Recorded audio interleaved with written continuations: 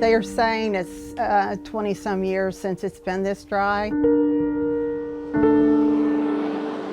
On the southern edge of Collier County, down desolate roads, our search took us across US 41, where recent rains have barely made a dent. It's dry. I mean, the whole ground's cracked. We haven't had any rain though. I mean, it's a very dry year. Here along US 41, you can still see the dried, cracked ground here in the Everglades from the recent drought we've been having, and it's now under about an inch of water due to the recent rains.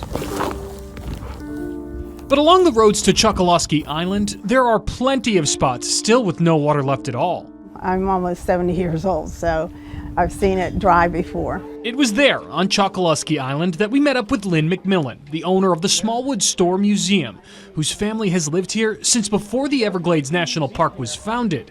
She knows that here, high ground is valuable. We tried to keep the deepest water, and we have the highest hill, and so that's important when the hurricanes come.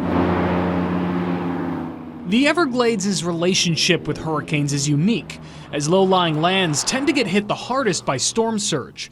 But the question we were seeking to answer here, do dried-up wetlands like these mean a stronger hurricane season to come?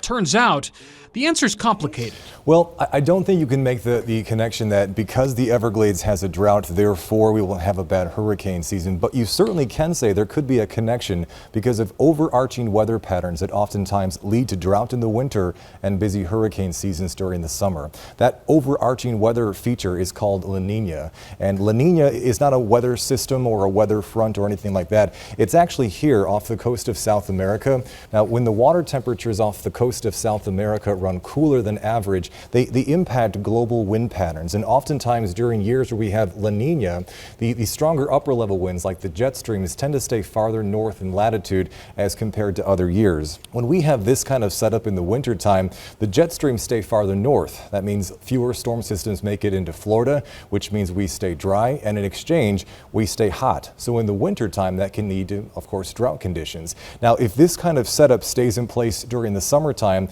all these stronger upper level winds we refer to sometimes as wind shear. Well, if they stay away from the tropical Atlantic, that means there's less wind shear for hurricanes to battle, which makes it easier for hurricanes to form, which often then leads to busy hurricane seasons.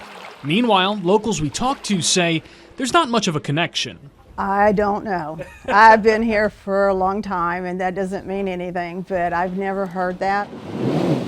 I think every year is different, man. You just kind of see what happens. But usually we get a lot of hot weather. The Gulf gets hot, and you do get worse hurricanes.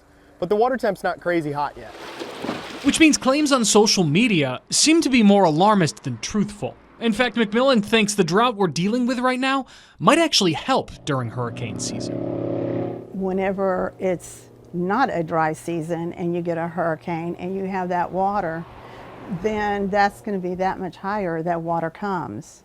So if it's dry, that's the only thing you got going for you, is that, you know, it has more places to fill. And while right now there's no way to tell just how bad this season could be, locals say they're looking forward to when the rains finally do come. That rainwater, believe it or not, cools that water down a good amount. So if it continues to not rain by June, the water's going to get hot, fish are going to start dying. Reporting from the Everglades, Alex Howard, Gulf Coast News.